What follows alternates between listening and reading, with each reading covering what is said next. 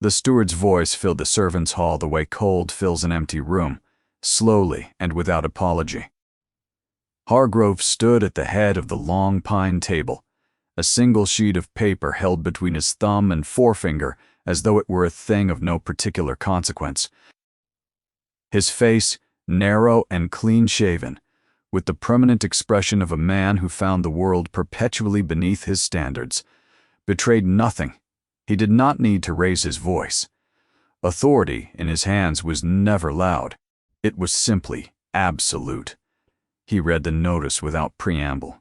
Effective at the close of the present week, the position of companion to Lord Calder Varnell was to be dissolved. The young lord's daily requirements would henceforth be managed through the existing rotation of footmen on a supervisory basis only. The girl presently occupying the role, one Nell Graves, was to vacate her quarters by Saturday evening and present herself at the employment registry in Harrogate, where a letter of adequate reference would be forwarded on her behalf. He folded the paper once, placed it on the table, and looked up. The silence had the texture of held breath. 14 members of staff sat along the benches or stood against the whitewashed walls, and not one of them moved.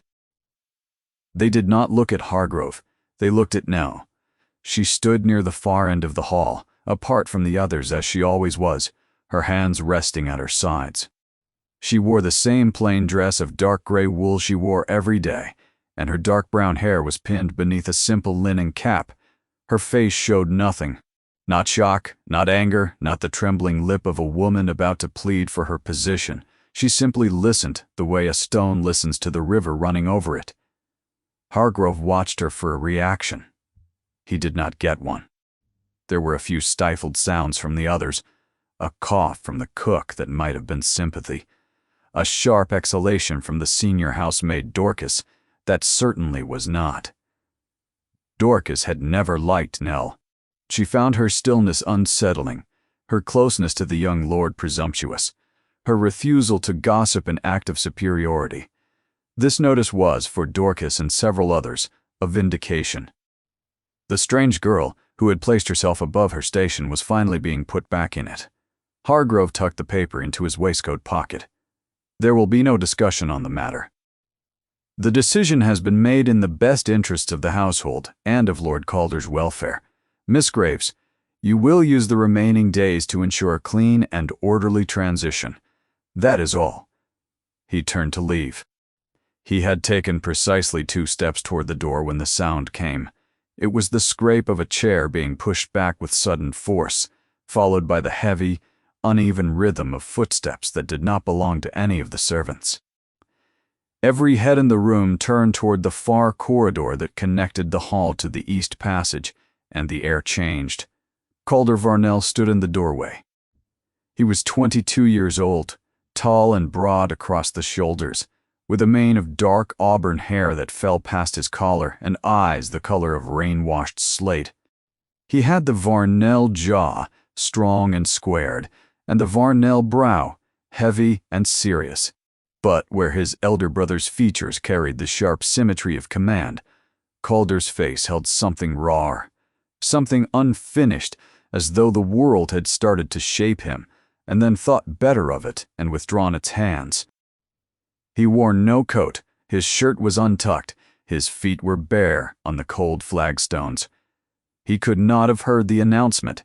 He had not heard anything in his life, but Calder Varnell did not need to hear. He read the room the way other men read books, with a precision that most people found deeply unnerving. His gaze moved across the frozen servants, across the rigid back of the steward, and settled on Nell. Something fractured behind those gray eyes. He had seen the folded paper. He had seen the way the others were looking at her. He had seen Hargrove's posture, the satisfied set of his thin shoulders. And he understood. He crossed the room in 4 strides. The servants parted before him. Dorcas pressed herself against the wall. The young footman, Tate, stepped backward so quickly he knocked a pitcher from the table. It shattered on the stones, and still no one moved. Calder reached Nell and took her hand. It was not a gentle gesture. He seized her hand with both of his. his large fingers closing around hers with a grip that was fierce and trembling and utterly final. He pulled her hand against his chest and held it there over his heart, and he looked at Hargrove with an expression that needed no language of any kind to interpret. No, the word was not spoken. It did not need to be. It was written in every line of his body, in the white-knuckled grip of his hands, in the defiant set of his jaw. Hargrove's composure flickered, a tightening around his mouth, a flash of something cold in his pale blue eyes. He was not accustomed to being challenged. He was certainly not accustomed to being challenged by the young lord he had spent 2 years reducing to an afterthought. "Lord Calder," he said, his voice measured, though he knew the young man could not hear him. He spoke for the benefit of the room. "This is a household matter. It does not concern you. Release the girl and return to your rooms." Calder did not move. He could not read lips with reliability, but he could read intent. It was the same intent he had learned to recognize over the long months of his brother's absence. The intent of a man who wished him to be invisible, silent, and above all, alone. Nell looked up at Calder. Her composure wavered for the first time. Not because she was afraid, but because the force of his grip cracked something open inside her that she had spent months sealing shut. She could feel his heartbeat through his shirt, rapid and hard, the heartbeat of a creature fighting against the only loss it could not bear. She did not pull away. She simply stood, her hand held prisoner against his chest, and let him hold on. "Lord Calder," Hargrove repeated. Harder now. "I will summon the footman." From somewhere behind them, from the shadowed corridor that led to the main house, a voice spoke. It was a voice none of them recognized, low and unhurried, and carrying an authority that had nothing to do with volume. "That will not be necessary." Every person in the room turned. A man stood in the corridor entrance, leaning against the stone archway with his arms folded. He was tall, lean, and dressed in the plain dark coat and muddied boots of a traveler. His black hair was damp from the rain, pushed back from a face that was striking in its severity. High cheekbones, a jaw like the edge of a blade, and dark, tawny eyes that moved across the scene with the unhurried attention of a man cataloging everything he saw. No one knew him. Hargrove straightened. "And who, precisely, are you?" The stranger pushed himself off the archway and stepped into the light. "My name is Calloway. I was engaged by the estate's solicitors in Keswick to conduct an audit of the household accounts. I arrived this morning. I believe you were expecting me, though. Perhaps not quite so soon." Hargrove's expression smoothed into professional courtesy, though something guarded moved behind his eyes. "Mr. Calloway. Yes, you were expected on Thursday." The roads were favorable. The stranger looked past the steward to the scene in the center of the room, to the tall, wild-haired young man clutching the hand of the small, still woman. His gaze lingered there. "I seem to have arrived at an interesting time. A minor staffing matter," Hargrove said. "Nothing that need concern you." The stranger called. Calloway said nothing. He looked at Nell. She met his eyes for a fraction of a second before lowering her gaze.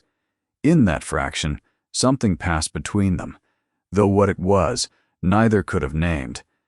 Then he turned and walked back into the corridor. Calder had not moved. His grip on Nell's hand had not loosened by a single degree. His gray eyes were fixed on the doorway where the stranger had been, and on his face was an expression Nell had learned to recognize over many months. He was trying to remember something he had seen before, a long time ago, in a world that had not yet gone silent with abandonment. She had arrived at Kettlemere Hall in the first week of March, when the valley was still locked in winter's last stubborn grip, and the fells above the estate were white with frost. The house was a vast, stern construction of dark limestone, built into the slope of the valley as though the land had grudgingly made room for it. 3 stories of narrow windows and heavy gables, with a square tower at its eastern end overlooking the long, pewter-colored lake that gave the estate its name. It was not beautiful. It was formidable.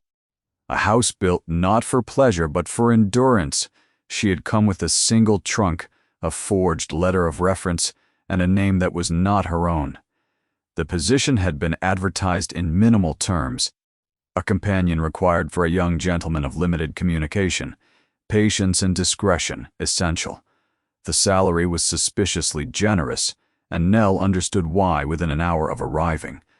No one lasted long. The previous 3 companions had departed within weeks, driven out by frustration, by the isolation, or by the young lord himself. Calder Varnell did not want a companion. He made this clear on the first day with a ferocity that would have sent most women straight back to the coaching inn. She was shown to the east wing by a tight-lipped housemaid who departed the moment Calder's sitting room door was open. The room was large but neglected. Books lay scattered on the floor. A desk was overturned. One curtain had been torn halfway down. It had the stale air of a space no one bothered to properly maintain. Calder stood by the far window with his back to the door. She had been told he was deaf. She had not been told what that deafness had made him in this house. She closed the door and simply stood waiting. She did not speak.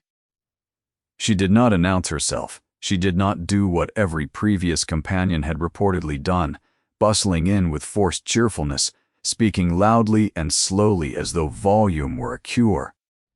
She simply waited, her hands folded, and let the silence belong to him. He turned after several minutes. His gray eyes held a wary, watchful intelligence that contradicted everything the staff had told her. Hargrove had described him as simple, poor lad. The cook had called him gentle enough if you leave him be. Dorcas had warned with obvious relish that he throws things. The young man looking at her now was none of those things. He was angry. He was grieving, and he was studying her with the sharp, appraising attention that was his way of understanding everything the world of sound had denied him. He picked up a book from the floor and threw it at her. It was not aimed to hit. It struck the wall, 2 feet to her left. A test. She did not flinch. She looked at the book where it had fallen, a volume of illustrated birds with its spine cracked from the impact. She bent down, picked it up, smoothed the bent pages, and set it on the nearest table. Then she looked at him and waited. Something shifted in his face. The anger was still there, but behind it, visible for just a moment, was surprise. She did not try to speak to him that first day. She sat in the chair by the window and took out a small sketchbook. She began to draw. A study of the view, the lake, and the bare trees, and the fell beyond. She drew without looking at him, giving him the freedom to observe, without the pressure of being observed in return. An hour passed, then 2.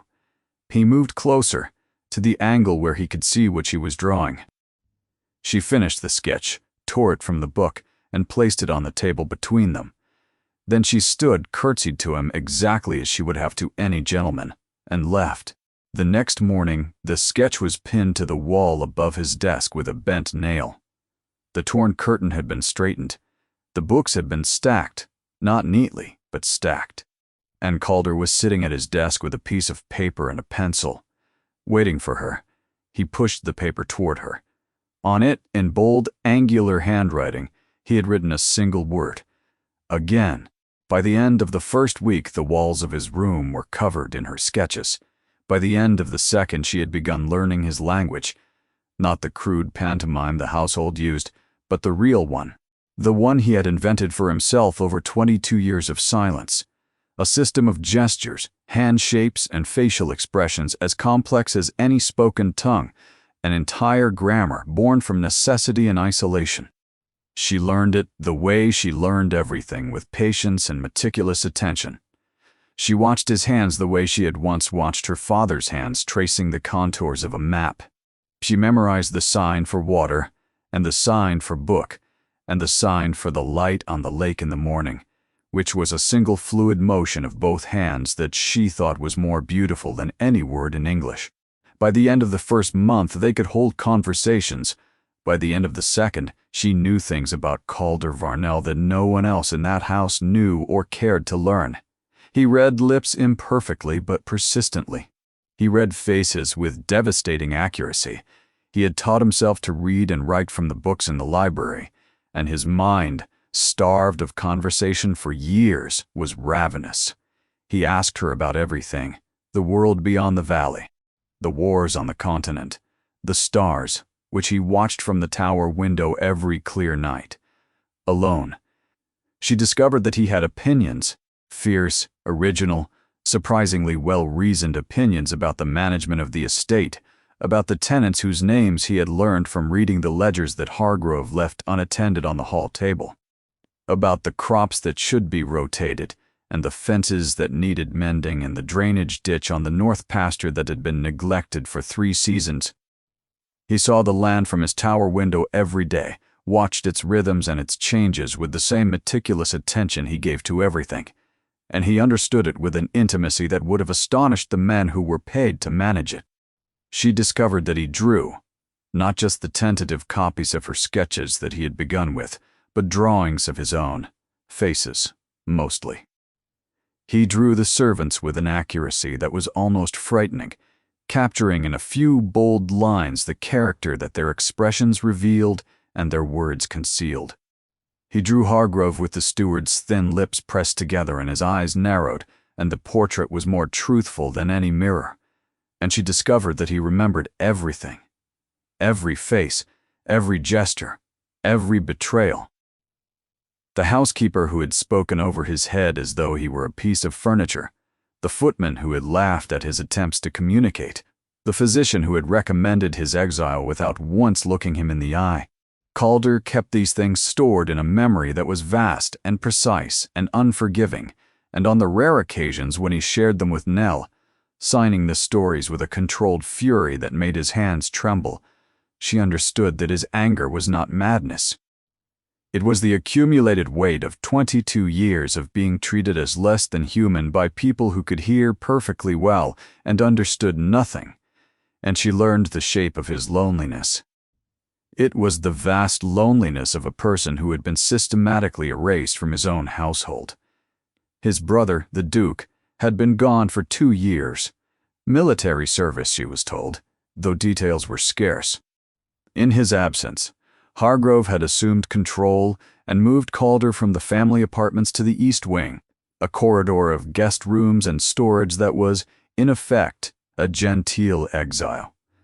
Calder's meals were brought to his room.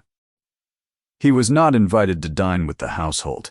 When tenants visited, he was kept out of sight. Hargrove explained it as concern for the young lord's comfort, but Nell saw it for what it was. Calder was an inconvenience. His deafness was an embarrassment, and his absence from the daily life of Kettlemere made Hargrove's authority absolute. No one challenged this. He had been reduced to a ghost in his own ancestral home, visible only when he made himself impossible to ignore through acts of frustration that the staff called madness and Nell recognized as the only language of protest left to a man the world had decided could not speak. She had changed that, without announcement, without permission. She had given him back his voice, and in return he had given her his trust, a thing so fragile and so fiercely guarded that the weight of it sometimes made her chest ache. And now Hargrove was taking it away. Her name was not Nell Graves. Her name was Corisande Ashworth, and she had come to Kettlemere Hall for a map. Her father, Phineas Ashworth, had been one of the most respected cartographers in England. Not the kind who sat in offices tracing coastlines from reports, but the kind who walked the land himself, who climbed every ridge and forded every stream, recording the shape of the country with a precision that bordered on obsession. His maps documented not only physical terrain but the history embedded in it, ancient boundaries, forgotten rights of way, mineral deposits, the layered knowledge of centuries rendered in ink and careful notation. His greatest commission had been for the 8th Duke of Ashford, Theron and Calder's father. A comprehensive survey of the Kettlemere estate, a project spanning 3 years, that produced maps so detailed they constituted a definitive legal record of every boundary, every tenancy, and every right attached to the land. Her father had spoken of the old Duke with genuine warmth. A man of learning, he had called him. one of the few patrons who understood that a map is not just a picture, it is a promise. It tells the truth about who owns what. Phineas had died 4 years ago in his study. His heart, the physician said. Corisande, his only child, had been 20 then, well-educated, modestly provided for, and utterly unprepared for what followed. Within a month, a man named Selwick had appeared, a distant connection on her late mother's side, a solicitor in Penrith. He carried a revised will leaving everything, the cottage near Ambleside, the instruments, the library, and the rights to the published maps, not to Corisande, but to himself. The will was a forgery. She knew it with the absolute certainty of a daughter who had sat beside her father as he drafted the original, who had heard him say, clear as morning, "Everything I have is yours, my girl. The maps, the cottage, and whatever small reputation I leave behind." But Selwick's will was witnessed, stamped, and filed. Her father's solicitor had died the previous year, replaced by Selwick's associate. The witnesses were Selwick's people. The magistrate who accepted the filing owed Selwick money. Selwick took everything. He sold the instruments, he claimed the cottage. And when Corisande protested, she met the polite, impenetrable wall of a legal system that favored documents over testimony and men over young women with no connections. She spent 2 years in destitution, seamstress in Carlisle, governess near Lancaster, positions that sustained her body while her spirit hardened with grief and suppressed rage. She had nearly abandoned hope when a letter found her from Everard Dunmore, her father's oldest friend. He remembered Phineas speaking of the Kettlemere Commission with pride, and he remembered something else. Phineas was meticulous about copies. He never sent originals without keeping a duplicate set, annotated in his own hand. If the original annotated maps still existed at Kettlemere, they would bear her father's handwriting, his signature methodology. Irrefutable proof that the rights Selwick claimed had never been his. And so Corisande Ashworth vanished, and Nell Graves appeared. A capable young woman with a forged reference, applying for the one position at Kettlemere that no one else wanted. She had not anticipated Calder.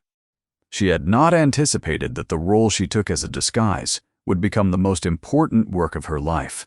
And now she faced the cruelest arithmetic. Hargrove was dismissing her.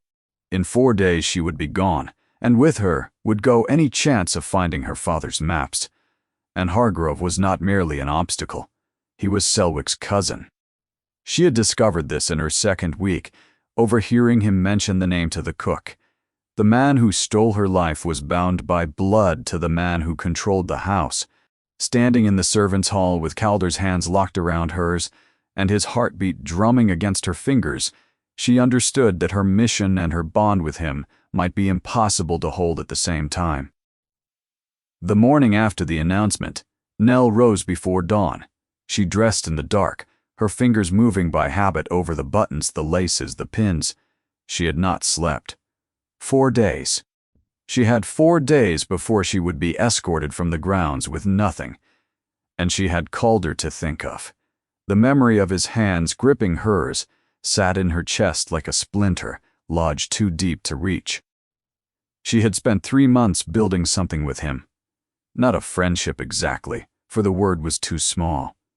A bridge, a structure of patience and trust that spanned the vast silence of his world and connected it to hers. If she was forced to leave, that bridge would collapse, and no one else would rebuild it. No one else would try. She walked to Calder's sitting room and eased the door open. He was already awake, sitting in the window seat, his forehead resting against the cold glass. The lake beyond was a sheet of dull silver in the pre-dawn light. He did not turn when she entered, but his shoulders shifted. He always knew. When he looked at her, the rawness in his face nearly undid her. His gray eyes were red-rimmed. His hair was wilder than usual, pushed back in rough, agitated strokes.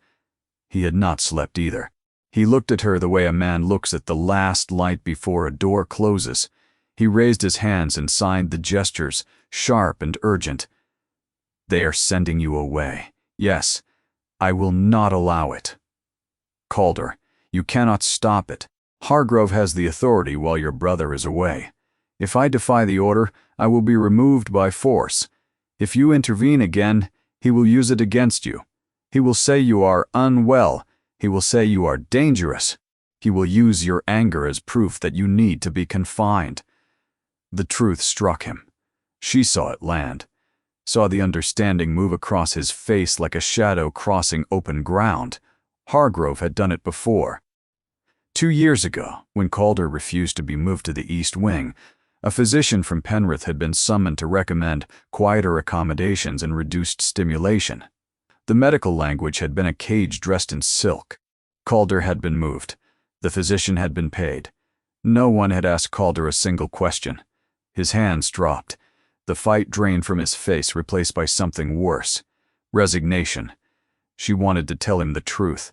All of it. The real reason she had come. The real reason she could not leave.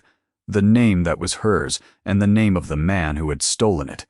But to reveal herself was to place him in an impossible position. His face was an open manuscript. If he knew her secret, Hargrove would read it in his eyes within a day. So she signed the hardest words she had ever formed. "I need you to let me go." He shook his head. A single violent motion. "If I fight this, Hargrove wins. He wants a scene. He wants evidence that I have overstepped. The only way I can protect what we have built is to leave without resistance. Then it dies," he signed. "Everything. It goes back to what it was. No. What you have learned does not disappear. Your language is yours. Your mind is yours. No one can take those from you. You gave them to me. I only helped you see that they were already there." He stood and pulled something from beneath the cushion of her chair. One of her sketches. The first one she had ever drawn for him. The view from the window. The lake, the bare trees, the fell beyond. It was creased from handling, its edges soft. He had kept it hidden there, close to the place where she sat, a secret held in the furniture itself. He held it out, not with the fierce desperation of last night in the servants' hall. With tenderness, the way a person offers something they know they cannot keep, but cannot bear to let go of unwitnessed. She took it, and her vision blurred. She blinked hard, refusing the tears. She had made herself that promise years ago, in a solicitor's office in Penrith, when a man in a brown coat told her there was nothing to be done. She had not cried then. She would not cry now. She wanted to say something. She wanted to tell him that the 3 months she had spent in this room, in this chair, learning his language and teaching him hers, had been the only true happiness she had known since her father died. She wanted to tell him that his throne book on the first day had been the most honest act anyone had performed in her presence in years. She wanted to say, "You are the bravest person I have ever met, and the world does not deserve you, and I am sorry." But she could not sign these things without breaking, and breaking was something she could not afford, not now, not yet. She folded the sketch carefully and placed it in her apron pocket. Then she stood curtsied to him, as she had on that first day, and walked to the door. She did not look back. If she had, she would have seen him standing in the center of the room, his face turned toward the window where morning was breaking over the lake, wearing an expression of such desolate, bewildered loss that even the stones of Kettlemere might have wept. What she did not know was that someone else had seen, not Hargrove, not Dorcas, not any of the household staff, the stranger, the man who called himself Calloway. He stood at the far end of the corridor, in the deep shadow of an alcove that held a suit of armor from a century when the Varnells had still gone to war. He had come to the East Wing for reasons of his own, reasons that had nothing to do with ledgers, and everything to do with the brother he had not seen in 2 years. He watched her leave. He saw the sketch she pressed against her heart as she walked. He saw the rigid discipline of her face, the refusal of tears, the straight back of a woman walking away from something she loved because she believed it was the only way to save it, and he felt something shift inside his chest. A sensation he barely recognized because it had been absent for so long. Doubt. The man who called himself Calloway was not an auditor. His name was Theron Varnell, 9th Duke of Ashford, and he had come home to a house he no longer recognized. He had left Kettlemere 2 years ago for the continent, not for military service as the household had been told, but for a diplomatic posting that had been extended twice, each time at his own request. He told himself the extensions were necessary. The work was important, but these were the lies a man tells himself when the truth is too simple and too shameful to speak aloud. He had left because he could not bear to stay. His father, the 8th Duke, had died of a winter fever when Theron was 25. The weight of the title settled onto his shoulders like a mantle of iron. He bore it, he managed the estate, fulfilled the duties, maintained the cold, exacting standards the Varnell name demanded. He did it all without complaint, because complaint was not in his nature, endurance was. Then his mother died barely a year later, and something in the mechanism cracked. She had been the warmth in the house, the laughter, the hand on his shoulder that said, "You are doing well, my boy." Without her, Kettlemere became what it had always threatened to be, a monument, a mausoleum of obligation and stone. And Calder, she had been his world. Their mother was the one who understood him, who had learned his private language, who refused to let anyone reduce him to his affliction. She had been his interpreter, his advocate, his shield. When she died, that shield vanished. And Theron, drowning in his own grief, buried in the avalanche of ducal duties, did the unforgivable thing. He delegated his brother's care to the household staff and left. He told himself Calder would be looked after, comfortable, safe. As though comfort and safety were substitutes for love. He had returned 3 weeks ago under the name Calloway, because the thought of arriving as the Duke was intolerable. He needed to see the truth of his house before the house had time to prepare a version of it. What he found was this.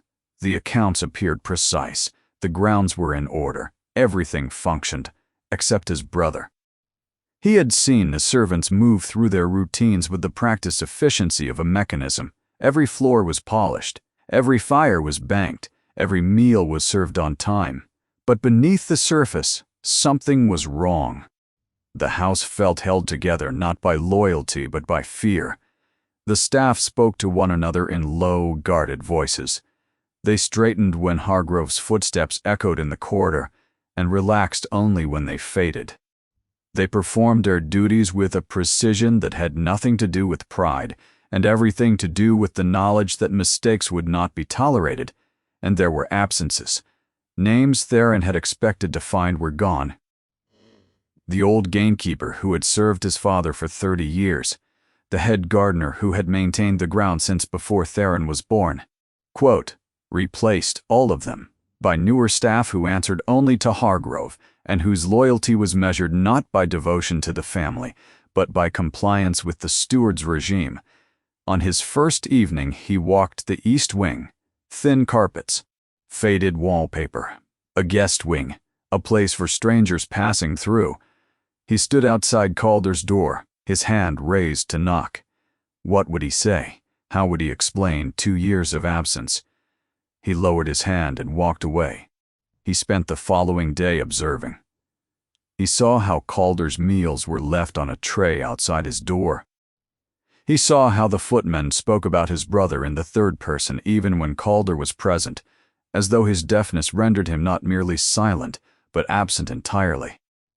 He saw how Hargrove managed every aspect of the household without consulting or even acknowledging the young lord who was, in legal fact, co-heir to the estate. Then he saw the girl, end quote. She was carrying a basin of water and drawing charcoals, moving with a practiced stillness that caught his attention. Through the partially open door of Calder's room, he saw something that stopped his breath. His brother was smiling. Calder was sitting at his desk, his face turned toward the girl, and he was smiling. Not the vague expression Theron remembered, but the smile of a young man in the middle of a real conversation. His hands were moving, forming shapes Theron did not recognize, and the girl was responding in the same fluid language. She was speaking to him. Not at him. Not about him. To him. He pulled back from the door and pressed his hand over his eyes. The full scale of his failure crashed over him. His brother was not simple. His brother was brilliant and lonely and starved for connection, and a stranger in a gray dress had given him what his own family had not. And now Hargrove was dismissing her. That morning in the dawn corridor, watching her walk away with the sketch pressed to her heart, the questions multiplied. Why was Hargrove dismissing the one person who had reached Calder? Her file was thin. A single page. No performance review, no incident report, just role dissolved. A man who tracked candle usage by the room had produced a single sentence for the dismissal of his brother's only companion, and the sketch. A paid companion, however kind, would not hold a drawing to her chest as though it were the last solid thing between herself and an abyss. So, who was she?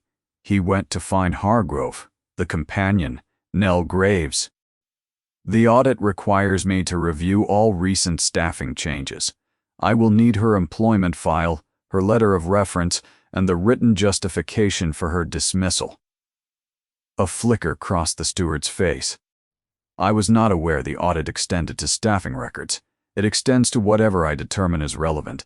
In the 2 days following the announcement, Nell's life at Kettlemere contracted like a fist closing. Hargrove did not touch her directly. He was far too skilled for that. He used the household itself as his instrument. Her room was reassigned.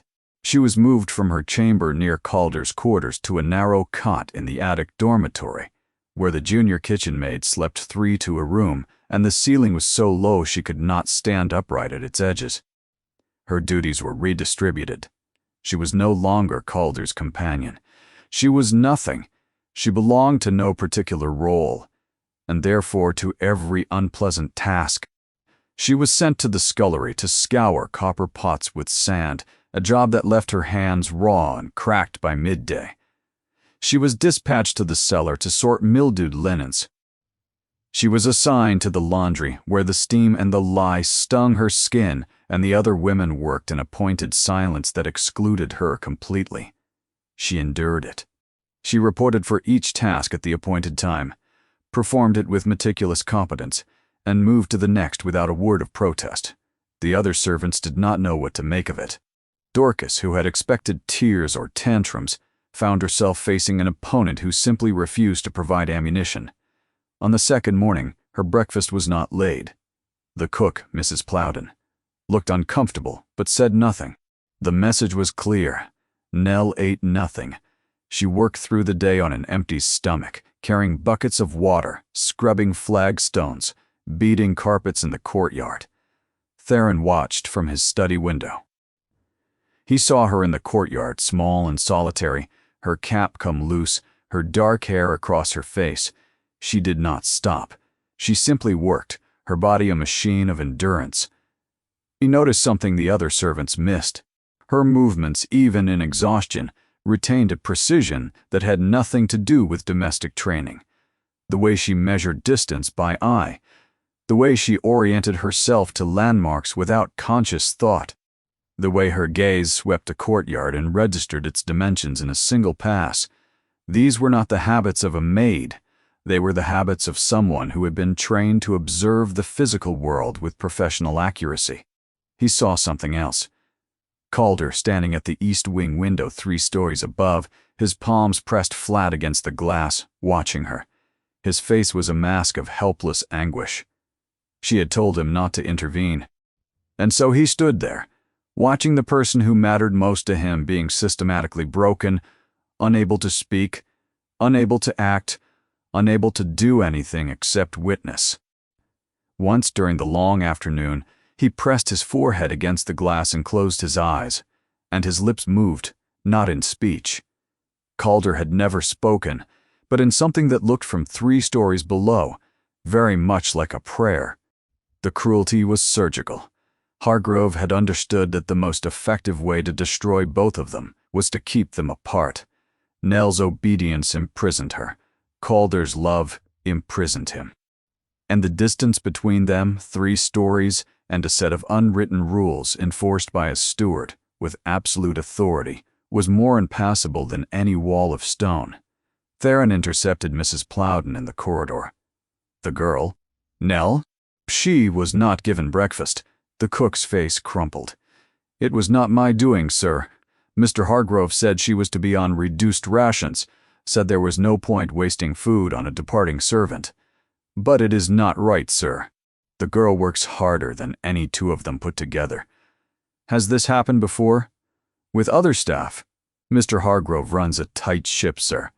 People who do not suit him tend to leave quickly. But I have never seen it done quite like this. It is personal. Why? Mrs. Plowden shook her head. She brought him back, sir. Lord Calder, before she came, he was like a ghost. After she came, he was a person again.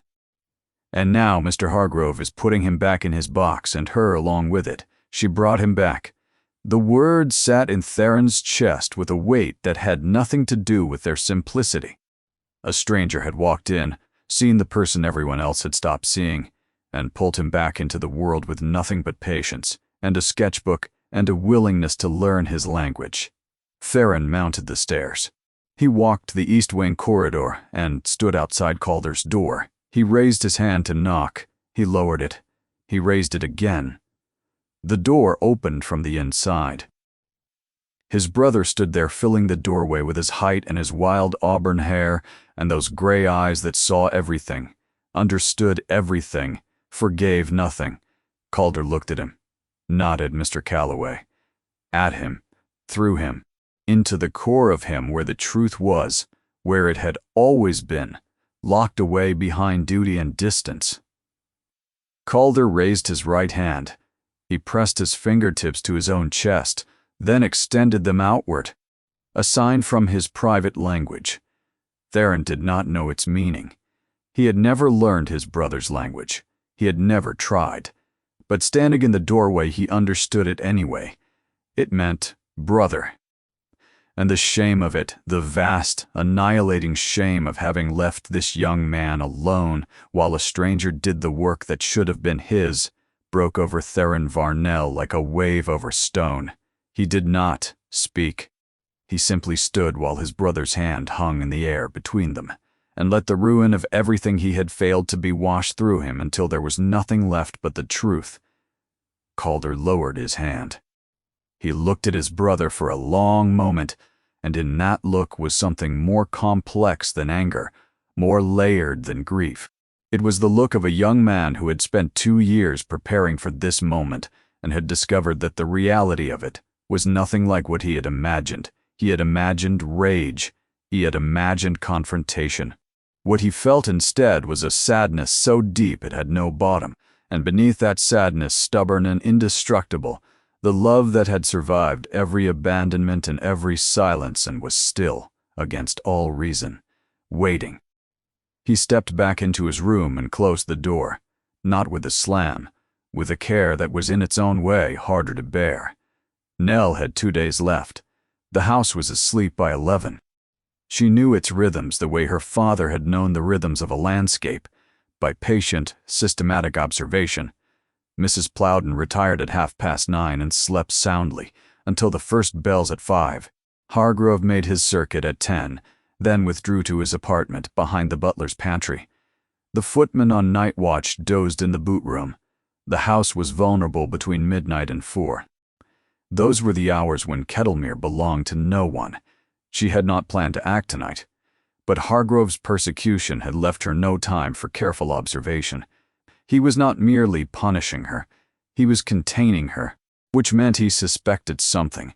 The instinct of a man who controlled information for a living had detected a frequency that did not belong, and he was moving to eliminate it before it could resolve into a signal. She had tonight. She might not have tomorrow. She slipped from her cot, fully dressed, boots in hand. She descended the back stairs in stockinged feet, navigating by touch and the count of her steps. The service corridor, the green baize door, the main hall, its tall windows admitting thin gray moonlight that lay in narrow bands across the flagstones. The portraits on the walls were black rectangles. The mounted stag's head above the fireplace was a shape of shadow and antler that seemed to watch her pass. She was not looking for the library. She had already searched it during her dusting hours, running her eyes along the shelves, cataloging sections. Her father's maps were not there. She was looking for the estate office. Her father had told her once that a great house always had two kinds of rooms: the rooms that were seen and the rooms that worked. The library was a room that was seen, but the real business of the estate, the leases, the surveys, the correspondence, would be kept in a working office, a place visitors never entered and servants rarely cleaned. She had identified 3 possibilities. The steward's office. Impossible. Hargrove slept 20 feet from it. A locked room in the East Tower, which she had seen Hargrove enter twice with a heavy iron key. And the cellar archive. Tonight, she would try the tower room. It was farthest from Hargrove's quarters. Its lock was old, and the East Tower, Calder's Tower, was a part of the house the steward avoided. She moved through the east passage. The corridor narrowed, the ceiling lowered. The stones were rougher, older, belonging to the original medieval structure around which the grander house had been built. The air was colder, carrying the mineral scent of deep stone. The tower door was at the end, iron-banded oak, blackened with age. She knelt and drew from her apron pocket a thin strip of metal fashioned from a broken hairpin. Her father had taught her this. Survey stations were often in locked buildings, abandoned barns, disused churches. A cartographer who could not open a door was a cartographer who wasted daylight. The lock was old but stubborn. She worked the pin with steady fingers, feeling for the mechanism. The seconds stretched. The pin caught, turned. The lock gave, with a sound like a sigh. Inside, the tower room was circular and small, its walls lined with deep shelves from floor to ceiling. The moonlight through the single narrow window was barely sufficient, a thin silver blade that illuminated a strip of floor and nothing else. The smell hit her first: old paper leather, dust that had been undisturbed for years. The accumulated breath of centuries of record-keeping exhaled into the cold air and held there. It smelled, she realized with a sharp pang, like her father's study.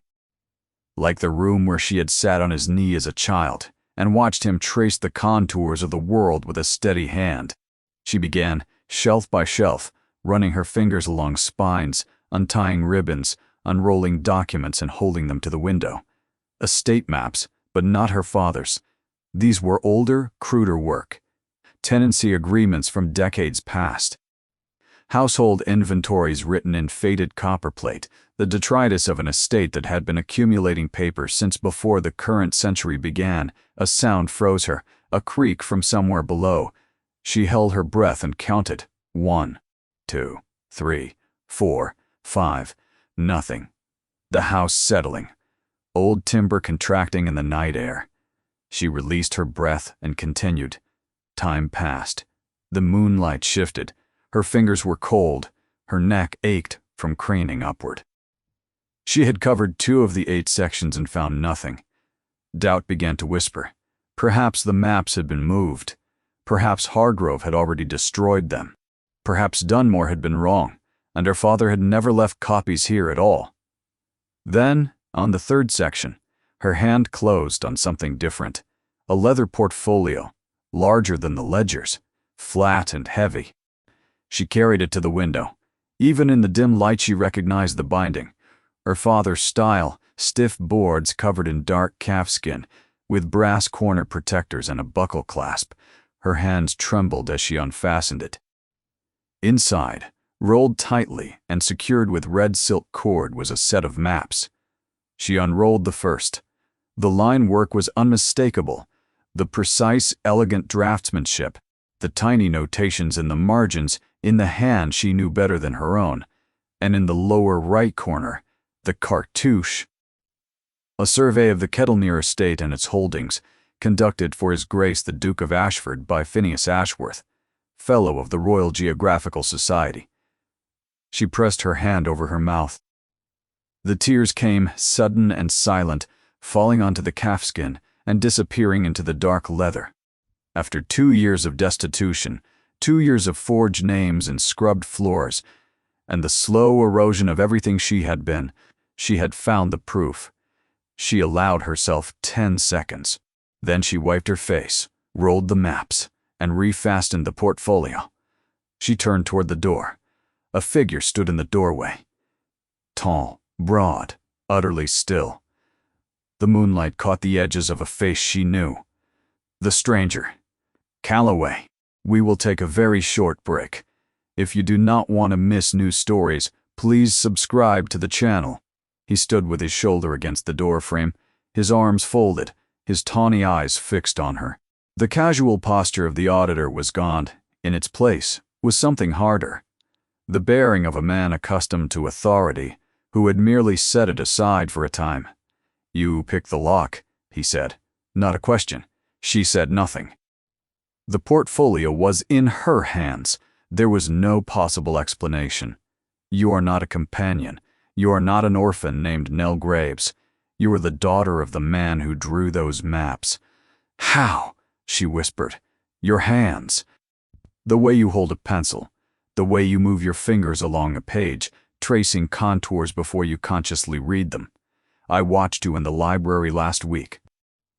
You picked up an atlas, and your fingers moved across the surface the way a musician's move across an instrument. It is an inherited gesture. Your father did precisely the same thing when he presented his survey to mine." She stared at him. "Your father." He was silent. Then he spoke, and the words changed everything. "My name is not Calloway. My name is Theron Varnell. I am the Duke of Ashford, and you are standing in my house, holding my father's property. And I would very much like you to tell me the truth." The portfolio nearly slipped from her hands. She clutched it against her chest. The Duke. The absent Duke. The brother Calder had waited for, grieved for, whose empty chair had been a monument to abandonment. He was here. He had been here all along. "I am waiting," he said. And because she was trapped, and because the proof was in her arms, and because the lies had become a cage she could no longer bear, she told him everything. Her father, the commission, Selwick and his forged will, the stolen cottage, the 2 years of destitution, the letter from Dunmore, the forged reference, the position she had taken as a disguise. And Hargrove, Selwick's cousin. The man who had been systematically erasing her from the house before she could find what her father had left behind. She spoke for a long time. Her voice was steady, laying out facts like pins on a map, connecting them with the clean lines of cause and consequence. When she finished, the silence was absolute. "You came here alone," he said, "into a house controlled by the cousin of the man who stole your life. I had no other choice. You had Calder. You did not intend to, but you found an ally, and he found you." "The maps are yours," Theron said. "They were always yours. Selwick will answer for what he has done." She shook her head. "Not yet. If Hargrove learns what I have found, the maps will disappear. He will destroy them. What do you propose? Leave the maps where they are.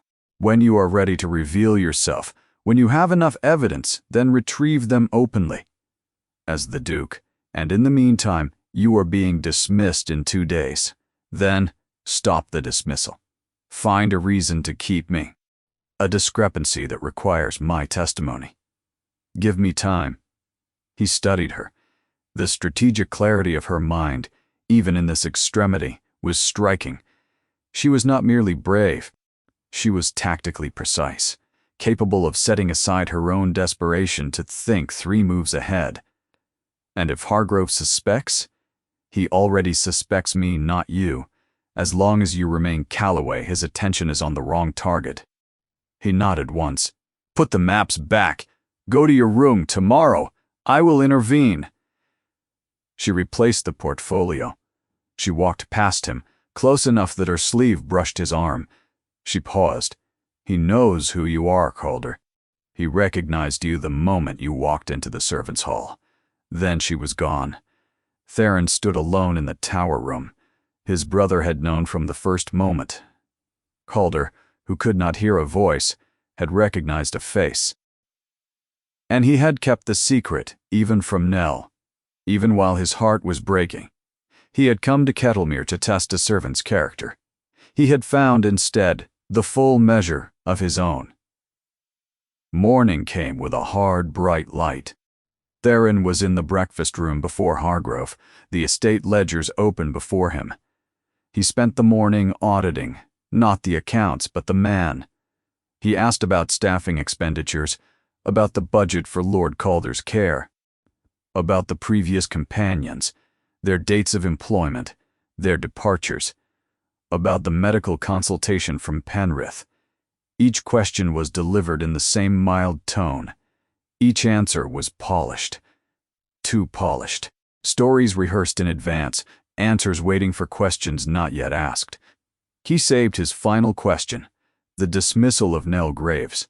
No performance review, no incident report. This seems inconsistent with your otherwise exemplary record-keeping. Miss Graves developed an inappropriate attachment to Lord Calder. She encouraged disruptive behaviors. I made the decision to terminate the arrangement before further harm was done. It was masterful. Every word true in isolation and false in combination. Calder had become agitated. Yes, but because of Hargrove.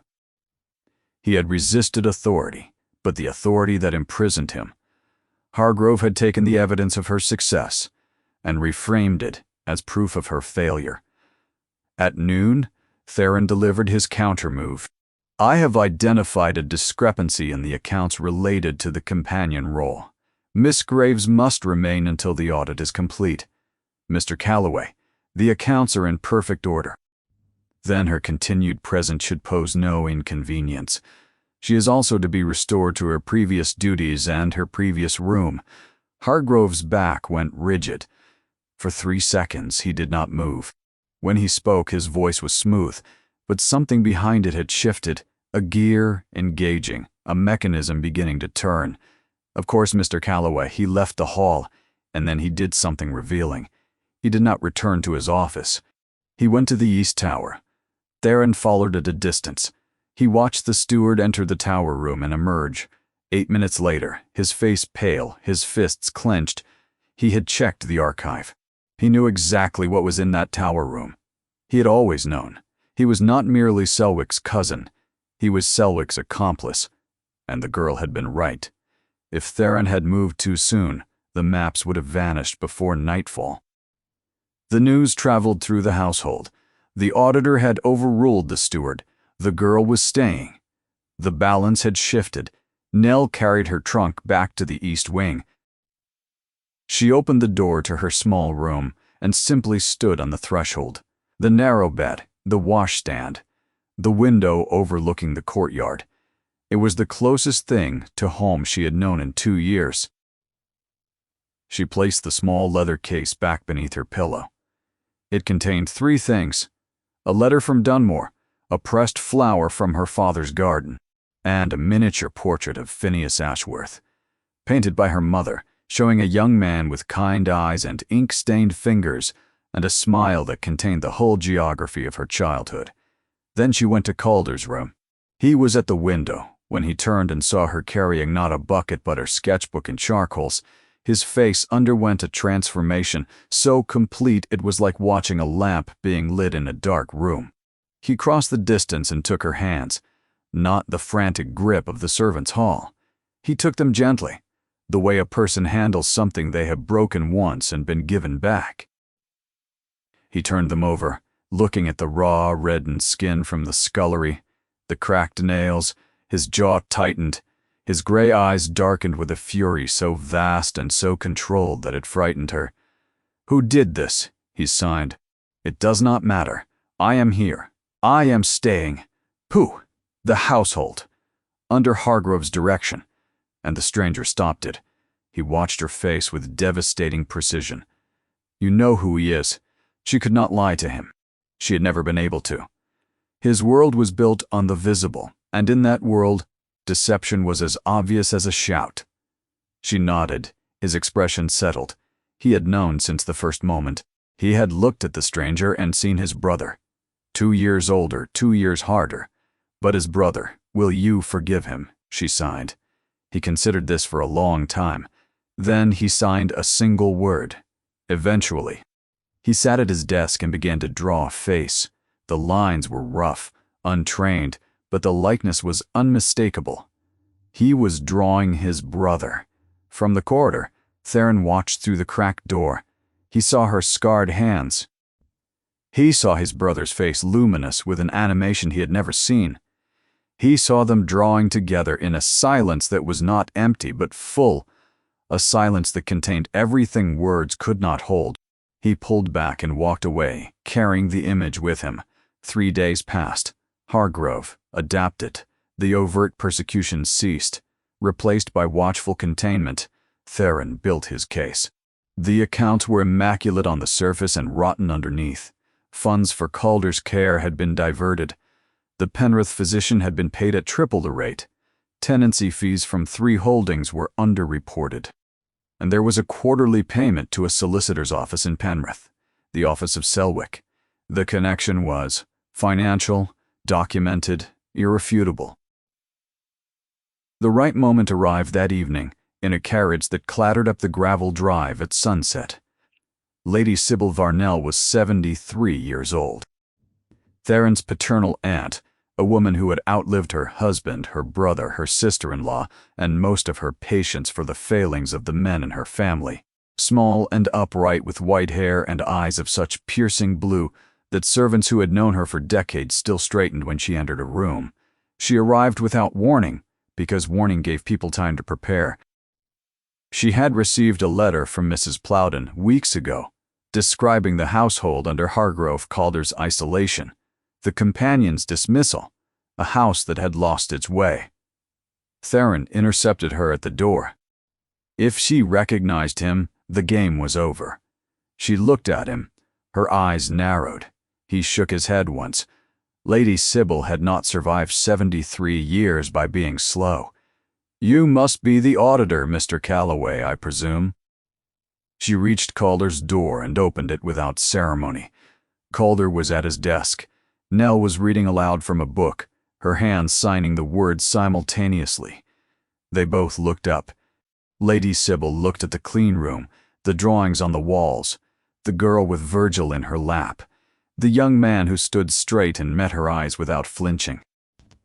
She crossed the room, took his face in both hands, pulled his head down, and kissed his forehead. Her eyes were bright when she released him. She turned to Nell. "You read Latin to him. He prefers the historians, my lady. But today he requested the Aeneid." Requested. Lady Sybil repeated the word with a kind of wonder. "He requested a text, by name. He has strong preferences, my lady. He dislikes Ovid. He finds Cicero repetitive. He has read most of Livy in the original, and corrects my pronunciation when I falter." Lady Sybil stared at her. Then she looked at Calder, who was watching the exchange with the focused attention he gave to all conversations in his presence, reading the shapes of their lips and the angles of their bodies for meaning. She looked back at Nell. "My dear, you are the first person I have met in this house who speaks of my nephew as though he has preferences, as though he is a person who wants things. Do you know how rare that is?" She walked to the corridor where Theron stood. "Walk with me out of earshot." Her voice was low and fierce. "How long?" 5 days. And you have done nothing. I've prevented her dismissal. I've gathered evidence. You are hiding. You are hiding behind a false name while your brother sits in exile, and that woman is treated like a criminal. You are building a case, Theron, but what you should be building is the courage to stand in front of your brother and be his family. She stopped walking and turned to face him. "I watched you through the door. I saw how you looked at her. I saw the way your eyes followed her hands when she signed, as though you were trying to learn a language you should have learned years ago. Your mother taught that boy to speak. Your mother died believing someone would carry on the work, and instead you left, and a stranger with a sketchbook did what the Duke of Ashford would not." She paused. "Tell me what you know about the girl." He told her. The maps, Selwick, the forged will, Hargrove's connection. Corisanda Ashworth, she said. I met her father once. He spoke of his daughter as though she were the sun. She looked at him. You will end this tomorrow as the Duke, and then you will introduce yourself to that girl properly. 'Cause I have watched you watching her, and I will not have you ruin that by being too slow and too careful and too much like your father. She turned and walked away, leaving him standing alone with the truth ringing in his ears like the afternote of a bell. He slept. For the first time since arriving, he slept deeply and woke with a clarity he had not felt in years. He dressed with care, not in Calloway's plain coat, but in midnight blue with silver buttons bearing the Varnell crest, a waistcoat of charcoal silk, a white cravat. He looked in the mirror and saw the man he was supposed to be. He descended the staircase at 7. Tate saw him first. The coal scuttle hit the flagstones with a crash. Pick that up, Tate, and find Hargrove. Tell him the Duke of Ashford requires his presence in the library. Immediately. The news detonated. The Duke was here. The Duke had been here all along. The auditor, Calloway. The stranger in the plain coat, the Duke. In the library, he placed 3 things on the desk: the estate ledgers, the file on Nell Graves, and the leather portfolio from the tower room, retrieved at first light. Hargrove arrived. He looked at the coat, the buttons, the crest. Whatever storm broke inside him, he kept it from his expression. His face went smooth as ice. Only his eyes betrayed him, moving from Theron's face to the portfolio on the desk and back. In that movement, a lifetime of careful architecture collapsed. Your Grace. The bow was perfect. The performance was immaculate. Even now, even in the moment of his unmasking, the machinery of his control did not fail him. Sit down. Hargrove did not sit. He stood with his hands clasped behind his back, his spine rigid, the posture of a soldier, not a servant. I would prefer to stand. Your Grace, sit down. The command was soft. It was absolute. Hargrove sat. Theron let the silence work for 10 full seconds. Then he spoke. I have spent the past week in this house, Mr. Hargrove. I have examined your accounts. I have observed your management. I have watched how you treat my brother. And I have discovered what you have been hiding in my tower. He opened the portfolio. The maps lay there in the lamplight, Phineas Ashworth's meticulous line work gleaming with the precision of a man who had devoted his life to recording truth. These maps were entrusted to my father by Phineas Ashworth. They are the property of his daughter, Corisanda Ashworth. They were concealed because their existence proves that your cousin Selwick committed a fraud that stripped Miss Ashworth of her inheritance, her property, and her good name. The color drained from Hargrove's face, not gradually, but all at once, like water pouring from a glass. I also have your accounts, a pattern of embezzlement spanning your entire tenure. Funds diverted from my brother's care, tenancy fees underreported, payments to your cousin's office for services never rendered.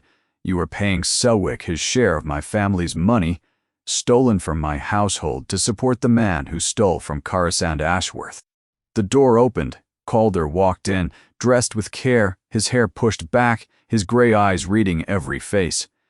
He walked past Hargrove without looking at him, past Lady Sybil, who touched his hand as he passed. He walked to his brother. They stood face to face, the same height, the same jaw. 2 men shaped by the same house, separated by 2 years of silence that had nothing to do with deafness and everything to do with failure. Calder raised his hands and signed slowly and clearly. Nell translated from the doorway, tears falling freely. He says, I knew you the moment you walked in. I have been waiting for you to stop pretending and come home. Theron closed his eyes. When he opened them, they were bright. He reached out and pulled Calder into his arms. The embrace was awkward and fierce and long. Calder went rigid for a moment, then folded into it, his face pressed against his brother's shoulder, his hands gripping the back of the midnight blue coat. He made a sound, not a word, but everything a word tries to be. Theron released him but kept one hand on his shoulder. He turned to Hargrove. "You will leave this house within the hour. A carriage will take you to Penrith, where you will make a full accounting to my solicitors. To cooperate, and I refrain from criminal charges. Refuse, and you and Selwick will spend the next decade in a cell." He paused. "You managed this house for 12 years. My father trusted you. And you used that trust to rob a young man who could not defend himself, and to persecute a woman whose only crime was caring for him. That is not a failure of management. That is a failure of the soul." Hargrove stood. For a moment he looked as though he might speak. His thin lips parted. His pale eyes moved from the Duke to the portfolio, to the young lord standing beside him, and what passed across his face was not remorse, but the bleak, hollow recognition of a man who had gambled everything and lost. He had built his life on control, on the careful management of information and authority, and now the entire edifice had been pulled down around him by a woman he had tried to dismiss, and a duke he had believed would never return. He bowed once to no one in particular and walked out. His footsteps receded down the corridor with a measured steadiness that was perhaps the last act of control he would ever exercise. A door opened. A door closed. And the sound of his departure settled over the room, leaving behind it the cleanest silence Kettlemere had known in years. Theron turned to Nell. She stood by the desk, her hand on the open portfolio, tears falling, her face incandescent with grief and joy, so intertwined they were indistinguishable. "Miss Ashworth," he said. And the name, her true name, spoken in the voice of the Duke of Ashford, in front of witnesses, in the room where her father's maps lay open on the desk, was not merely a correction. It was a restoration. It was the reversal of 2 years of erasure, the undoing of every lie Selwick had told, every door that had been closed in her face, every night she had spent in a cold boarding house with nothing but a pressed flower and a portrait to remind her of who she had been. It was the sound of a door opening onto a life she had thought was lost forever. She looked at him through her tears and saw on his face an expression she had never seen there before. Not the cold authority of the Duke, not the guarded curiosity of the auditor. Something undefended, something that looked, in the soft morning light of the library, very much like awe. "You found them," she said. "You found the maps yourself. I had a very good cartographer to guide me. Even in absentia, your father led me straight to them." Lady Sybil crossed the room and took Nell's hand. "Corisande Ashworth, your father was a good man. This house owes him a debt it can never repay." She looked at Theron. "Well, are you going to say it, or must I do everything?" Theron looked at the old woman, at his brother, at the woman before him holding her father's maps in a maid's gray dress, her face streaked with tears and lit with a strength that no amount of hardship had diminished. "Welcome home, Miss Ashworth." And the word settled into Kettlemere Hall like the first warm light of a spring that had been a very long time coming. 6 months later, summer had come to the valley, and Kettlemere Hall had woken up. The windows of the east wing stood open for the first time in a decade. The breeze off the lake carried the scent of cut grass and wild thyme into corridors that had known nothing but damp and neglect. The courtyard was bordered with climbing roses that Calder had planted himself, his large hands working the soil with a precision that would have surprised no one who truly knew him. Hargrove was gone. Selwick was facing proceedings that would by autumn result in the full restoration of Corisande's inheritance, her father's cottage near Ambleside, the fees from his published maps, and the formal clearing of his name. A new steward had been appointed, a younger man from Carlisle, recommended by Lady Sybil. Mrs. Plowden remained in the kitchen, her conscience at ease. Dorcas had been reassigned to a distant holding. Corisande was no longer in gray. She wore a dress of soft blue linen, and her dark hair, freed from the cap, fell in a simple braid down her back. She was not a companion. She was the estate's cartographer. It had been Theron's idea, proposed with a formality that almost concealed the deeper motive. The estate's maps needed resurveying, her father's work needed continuing. A salaried position with quarters in the main house and freedom across the estate. It was also, as Lady Sybil observed with acerbic precision, the most elaborately constructed excuse for keeping a woman close that she had encountered in her considerable lifetime. Coruscant accepted. Not because she needed work. The restoration of her inheritance was proceeding. She accepted because the work was real, because her father's legacy deserved continuation, and because the house that had been her prison had become, through a transformation she could barely comprehend, a place she wanted to be.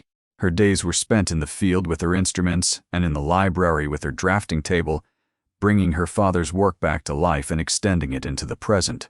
She had discovered errors in the estate's current boundary records, discrepancies that Hargrove had exploited to underreport tenancy fees. She corrected them with the same meticulous precision her father had brought to the original survey. The tenants who had been overcharged for years received rebates. Word spread. The new cartographer at Kettlemere was fair. The new cartographer was Ashworth's daughter. The name, once spoken in whispers and scandal, was being restored, one accurate measurement at a time. Calder was transformed. Theron had restored him to the family apartments, but he spent most of his time in the rooms he had made his own. He had a tutor now, a young man from Edinburgh who arrived with energy and openness. Within weeks, Calder's private language was being supplemented with a formal system, a bridge to the wider world of deaf communication. He was not simple. He had never been simple. Freed from his burial, he was becoming something remarkable. He sketched with skill that was rapidly overtaking Coruscant's own. He read voraciously. He debated with his tutor in sign language, so rapid even Coruscant could not always follow, and he smiled. The smile changed the temperature of every room it entered. The brothers were learning each other. It was not easy. 2 years of absence could not be erased by a single embrace. There were days when Calder's anger surfaced, sharp and justified, and Theron could only stand in its path and absorb it. But the anger was clean. It was honest. And beneath it, a new architecture is being built. Not the architecture of obligation. Something chosen. Theron was learning to sign, slowly, badly, with determined gracelessness. Calder was a patient teacher, but an exacting one. And sometimes, in the middle of a lesson, Calder would stop, look at his brother's struggling hands, and his gray eyes would soften with something that was not quite forgiveness, but its necessary precursor: understanding. On this particular afternoon, the first truly warm day of summer, Coruscant was in the field above the lake. She had her father's instruments spread on a folding table: the brass telescope, the theodolite, the chains and stakes. She was continuing the work, not because the estate required it, but because standing on a fell with her father's tools in her hands was the closest she could come to standing beside him again. She heard footsteps and knew, without turning, who it was. "You will wear a path in this hillside," she said. Theron came to stand beside her. "It is a view worth wearing a path for." She straightened and looked at him. The severe face had changed. The lines of grief were still there, but joined now by lines of warmth he was learning to permit himself. "Your aunt says you have something to say to me. She has said it every day this week, with increasing impatience. My aunt has the subtlety of a siege engine. She is remarkable. She is a menace, but she is not wrong." He turned to face her. His tawny eyes were serious, but beneath them was something unguarded that had been locked away for so long he had forgotten he possessed it.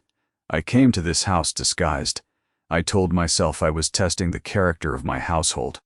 I was testing yours, though. I did not know it, and I did not expect to find a woman who had lost everything and rebuilt herself from nothing, who entered a house of enemies with no weapon but her own integrity, who gave my brother back his voice and asked for nothing in return. I asked for the maps. You asked for justice.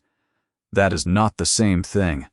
The wind moved across the fell, bending the grass in long, slow waves. Below them, the lake caught the light and scattered it. "I have been slow," he said.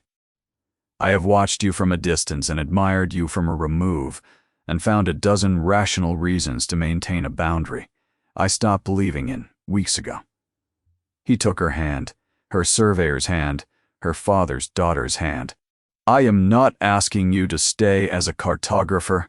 I am asking you to stay for me, as my wife, as the Duchess of Ashford, as the woman who taught this house what it means to be a home."